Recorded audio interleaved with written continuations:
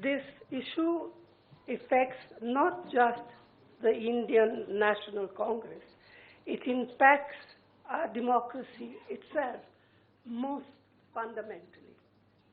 A systematic effort is underway by the Prime Minister to cripple the Indian National Congress financially.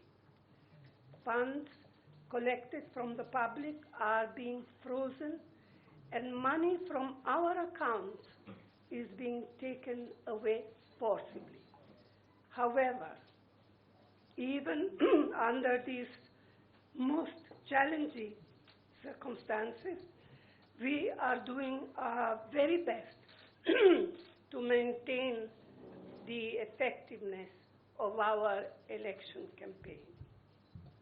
On the one hand, there is the electoral bond issue mentioned by Congress President Kharge, which has been declared unconstitutional by the Supreme Court. The electoral bonds have benefited, as everyone knows, the BJP hugely, massively. On the other hand, the finances of the principal opposition party, the Indian National Congress, are under a determined assault. This, we all believe, is unprecedented and undemocratic. Thank you.